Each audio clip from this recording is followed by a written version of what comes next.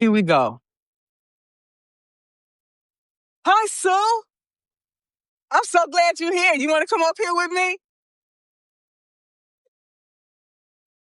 Oh, okay, Sue. Tell me this: is my face in the middle of the screen?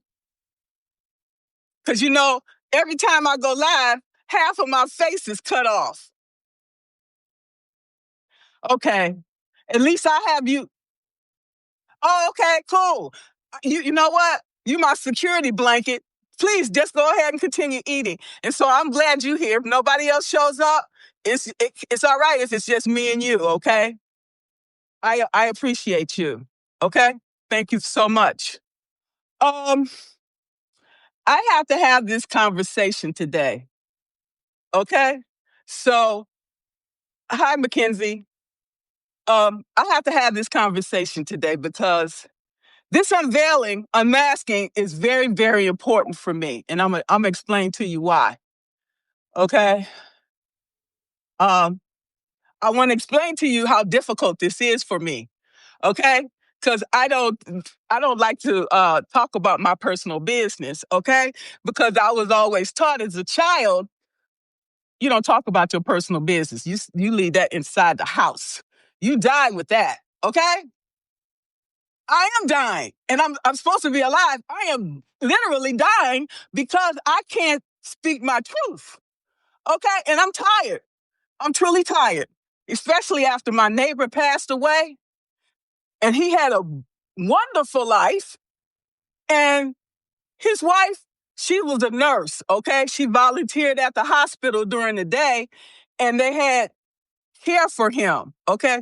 They probably had long-term care, like I talked about in one of my previous videos. And that's what we need to do when we're young and vibrant, okay? Because one day we're going to get old like that man next door, okay? And he sat in that easy boy chair, okay? But he was always happy. And I'm like, damn, why is he so happy and why I'm so miserable over here? Okay? And that has to end, okay? Because um what I'm getting ready to say is really difficult for me, but let me just go on and get it out because I started to say I had contacted what's his name? Brandon, okay? I'm like, hey, Brandon, let me come on your show so we can have a conversation. I didn't tell him what it was about, okay? So he said, Margaret, I can't because I'm going live every day this week. I mean, this month. I'm like, okay, cool. Then I contacted Jackie Verbal, okay? And Jackie didn't answer. I'm really glad she didn't answer, okay? Because y'all know how codependent I am, okay? So what I decided to do instead was just go live by myself and just get it over with. Just rip off the Band-Aid. I hear Sue Reed now telling me, oh, she said my face is cut off. Okay, all right. I gotta figure it out. Is it still cut off? I want you to see my face, not just hear my voice. Okay, you can hear my voice trembling. So let me hi Dana, how are you? Yeah, people in the US is asleep, so that's probably a good thing. Oh well, Dana's not asleep. She's up late too. Well, let me just rip the Band-Aid off, okay? Um, this is the situation. You all know that I grew up. Thank you, Dana. Um, you all knew that I grew up in a dysfunctional family and abusive, okay? All right. Um my oh, okay. You sure you want her to hear what I got to say? Okay. Okay, cool. All right, this is what I'm gonna say. Okay, growing up in a dysfunctional family, okay, my father was a Baptist minister. I know, story over and over, but just to help me to put some context into it for people that don't know, okay? So he was a Baptist minister, all right, and he was a narcissist, and he was bipolar, flat out. All right. So he would abuse. he probably he had to abuse my real mother, because he would have known that she was not mentally in her right mind. He would not have ever had sex with her, but he decided he was going to do that anyway. Okay. So the result is me. Okay. So my mother, being unstable, realizing that she had more that she could handle. Okay. So she sent me down to Detroit and dropped me off at my aunt's house and said, "Here, this is your child. You're going to have to take care of her." So I don't know how he explained to his wife, okay, my stepmother, and to the church, how all this happened. Okay. It's real clear how it happened. Here I am. Okay. So, um, what happened was, he also abused my stepmother, okay, on a regular basis, physically.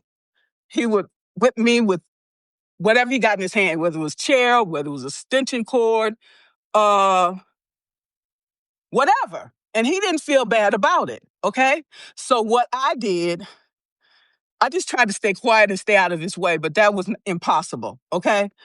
So my mother used to tell me, because we lived in an apartment building, and they were the managers of this apartment building, okay? Oh, my face is still cut off? Oh my God. Is it this? Is it better? Okay. Okay. So what happened? My mother used to tell me, "Go get your father." Why she didn't go get him? I know why she didn't go get him, because he probably would have did something to her. So I had to figure out which woman's house that he was at. Okay, we had it was a 4-story building. Okay, I don't forgot how many units was.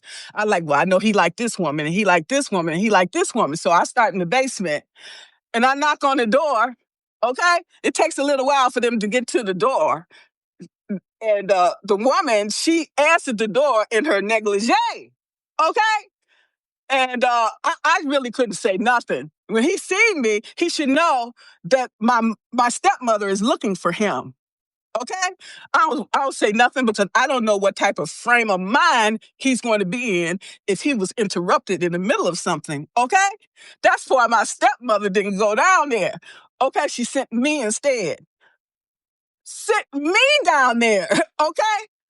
And I'm like, oh my God. Okay? And then so he's all right getting in the pulpit after that. And you and everybody. Okay? He up on his throne. Okay? You do he don't do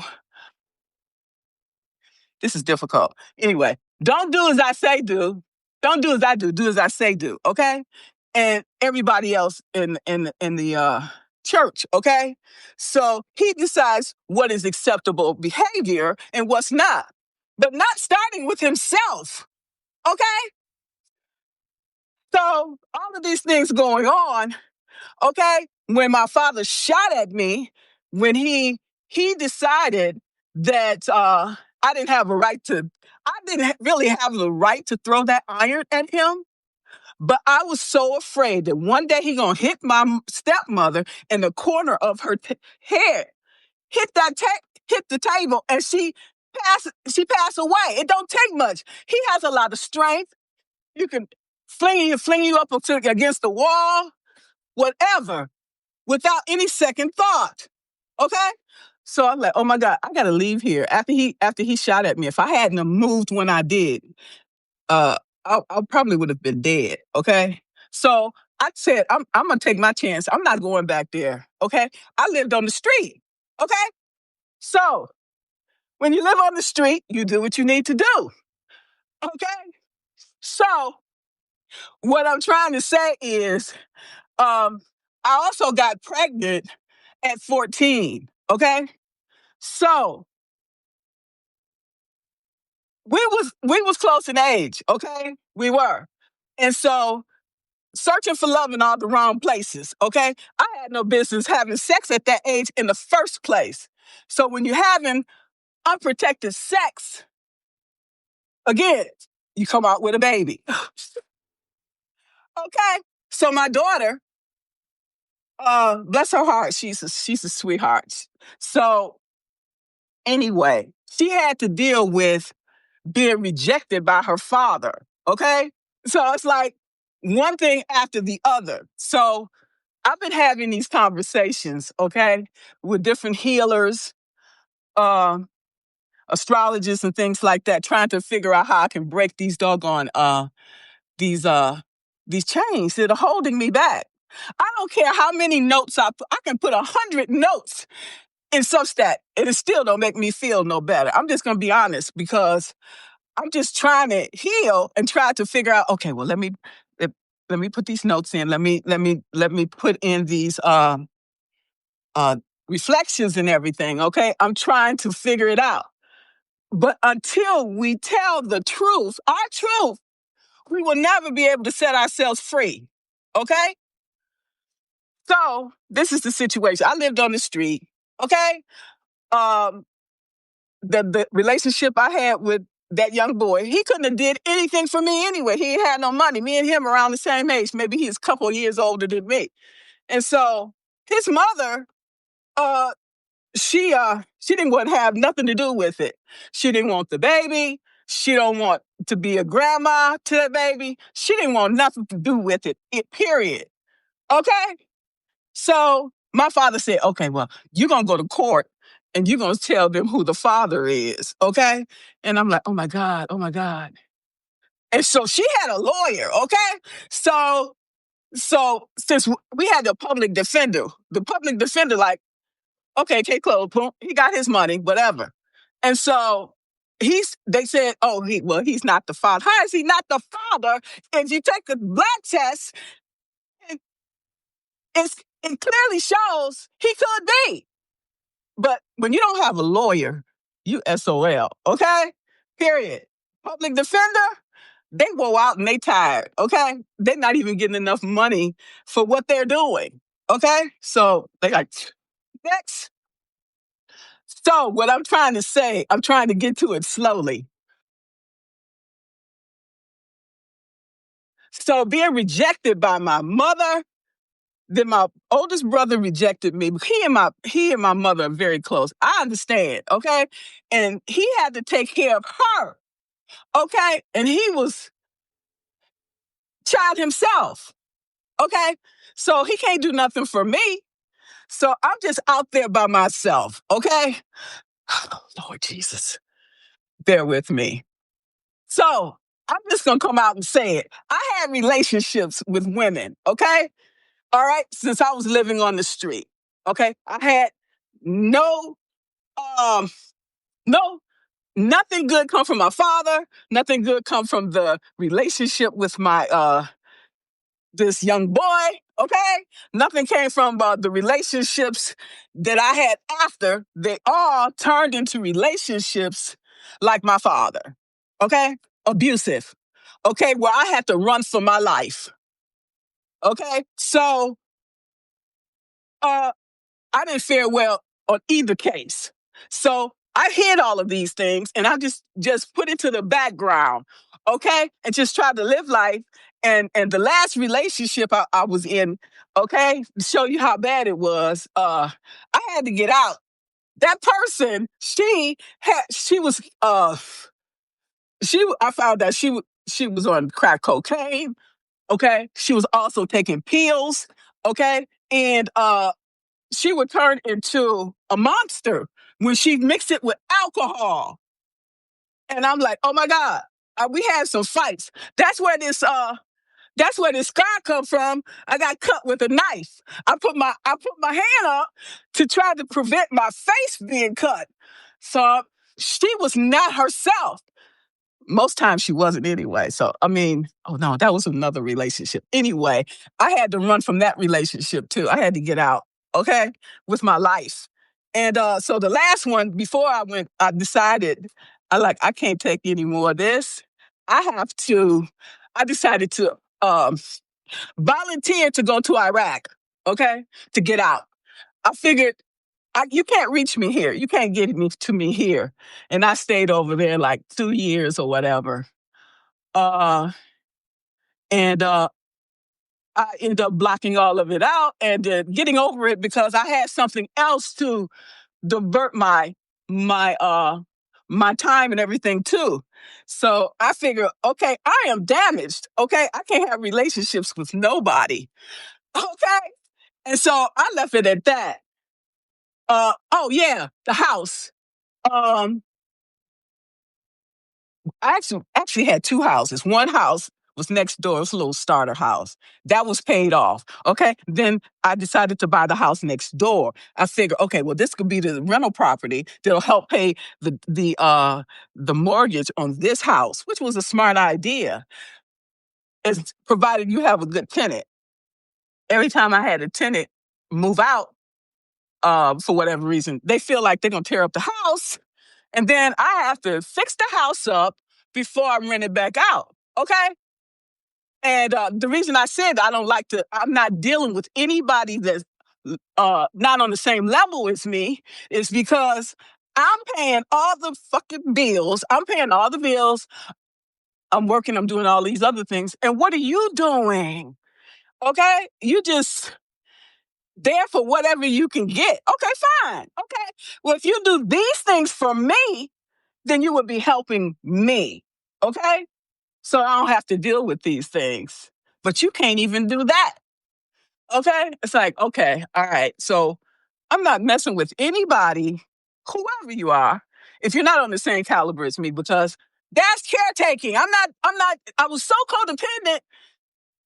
Okay. And it's not something I even really wanted to be in the first place. I said, okay, this is an opportunity. You can do these things in the house. I don't like to do these things. Okay. So you do this, take care of that, and we're good. Okay.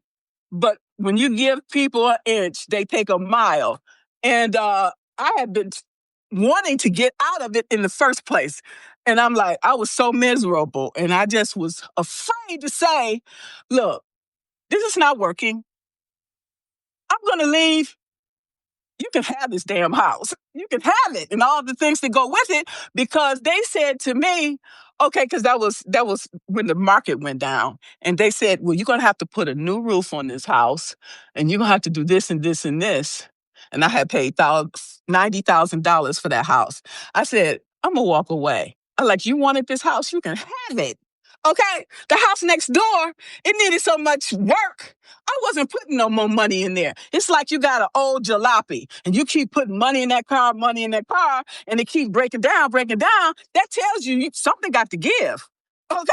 You either need to buy a new car or catch the bus. Oh, okay, so that's what I did. Okay.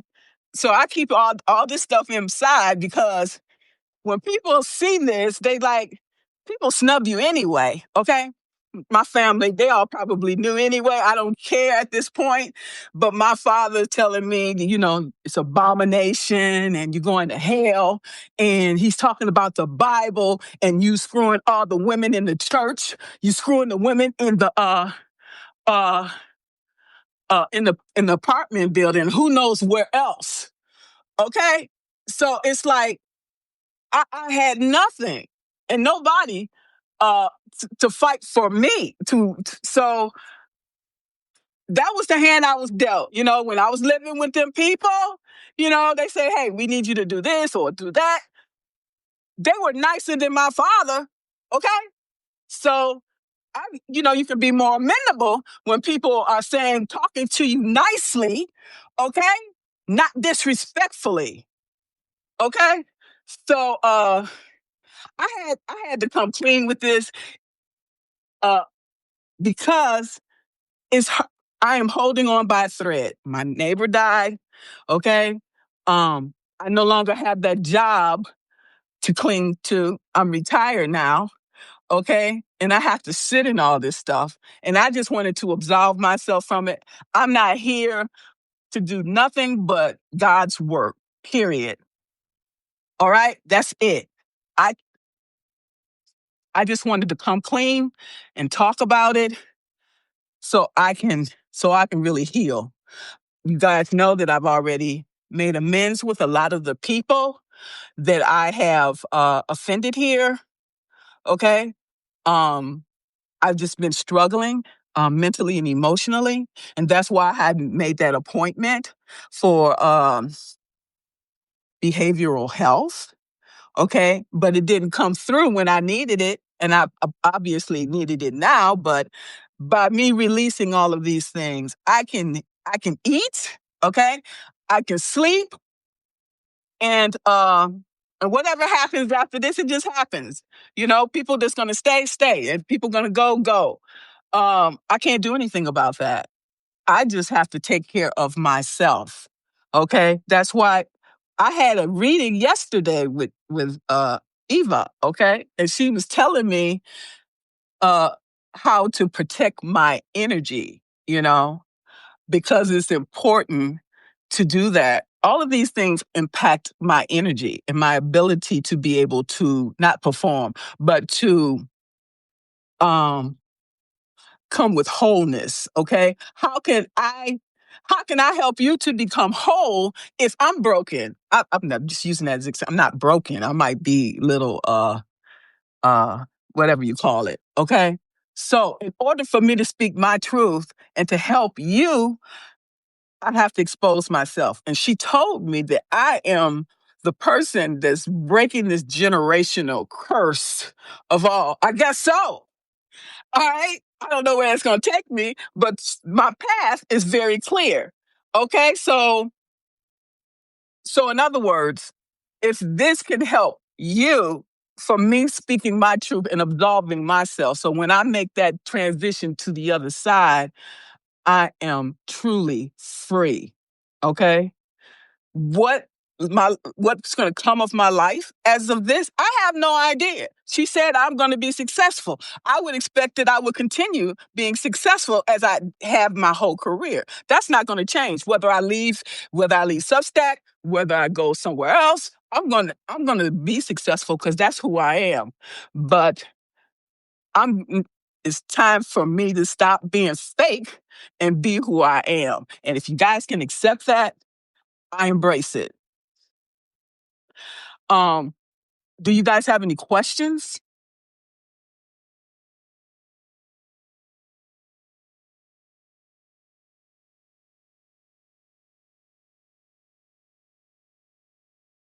Um, I'm glad it's not that many people here. It's just you guys. Then I can decide whether I want to, oh no, um, to post it. But I am going to post it, and I don't know what people's reaction is going to be. And I really, at this point, don't care because this is about me saving my life. Okay, and stuff like this so heavy. Nobody should have to suffer alone. Okay, no one. And speak your truth, live your life, because people gonna talk shit about you anyway.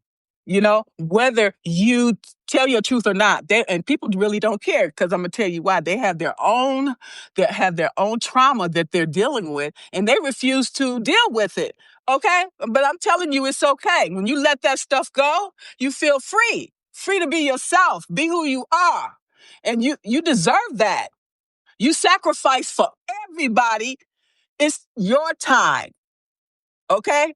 This is your life. What do you want to make of it? It's truly up to each and every one of us, okay?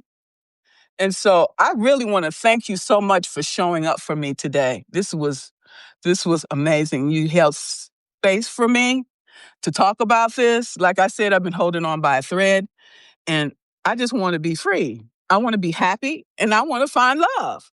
Okay? And I deserve that. After everything I've done in life and everything I've done, period, we all do.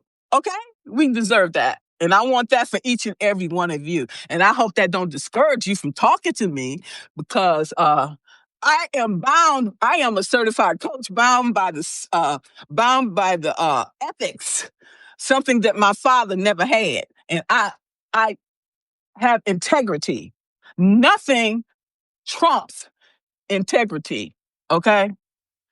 And respect, okay? And that's what I'm about. And I want to thank each and every one of you today for supporting me. That's really all I had to say. I just had to say this on the live today, so I could feel better. Okay. And I really do now feel better. And thank you. Thank you so much. I appreciate you guys. Okay. Because we have to look out for each other. This is the holidays. A lot of people are suffering. It's dark here. Okay. And so please be mindful of that. Okay. Thank you so much. Bye.